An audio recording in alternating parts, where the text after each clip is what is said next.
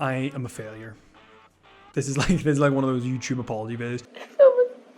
The other day I was on YouTube and I found myself watching a video from famed actor Matthew McConaughey, and in 60 seconds he laid out a principle that entirely changed my outlook on life. Don't half-ass it. Don't half-ass it. Boy, that never goes out of style, does it? I mean, think about it. If you're gonna do something, if you've chosen to do something, whatever it is, easy, hard, if you give it your all and you don't half-ass it, win, lose, draw, get what you want, don't get what you want, whatever the outcome is, at least you're not gonna have to wonder, would the outcome have been different? What if I did give it my all? And boy, wondering that is what keeps us up at night. Now, I know that on the surface, this seems really cheesy and really like, you go get him, champ, like something that you tell to a child.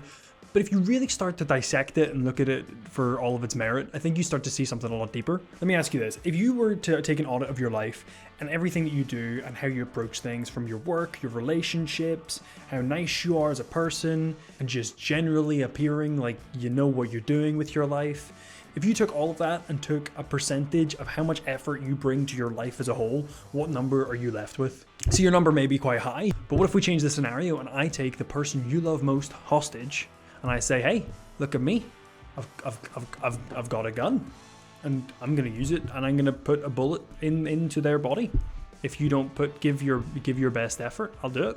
You would sleep better, you would eat better, you would be nicer, you would relax when you felt like you'd earned it. You would approach things from a whole different perspective. You would approach your entire life with a different perspective, a new lease on life, albeit driven by fear.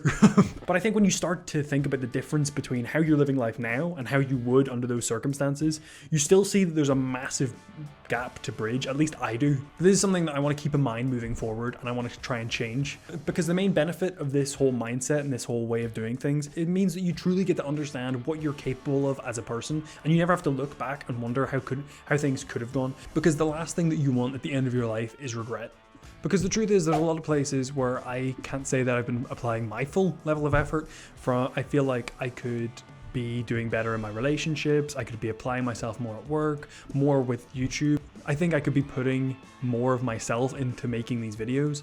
And that's something that I plan on doing from here on out. And a lot of this comes from one of the best books that I've ever listened to, The 4 Agreements.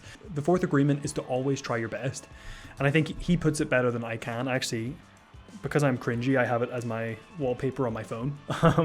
Put in simple terms, he says, always do your best, no matter the circumstance. Your best will change daily, no regrets. So your best is going to be different on days that you feel sick. It's going to be different on days that you feel great. It's not about accomplishing a certain amount of things. It's about bringing your all to everything that you do intentionally. And again, it also doesn't mean that you're never going to slip up and you're never going to fail. But trying your best in that moment is realizing why you failed, why maybe you didn't apply yourself fully, and then coming up with a plan to come over that and do better the next time. But I hope some of you will join me on this mission to approach life more sincerely and apply your best effort. You never know when this is going to end. You never know when this is going to be over. And the last thing I want to have is regret, and I don't want that for any of you either. And if you want to keep up to date with this journey, leave a subscribe, leave a like. But in order to accomplish this, we all need to be a bit more disciplined. Luckily for you, I read the top 5 books on discipline and summarized them over here, so be sure to check that out. And other than that, bye.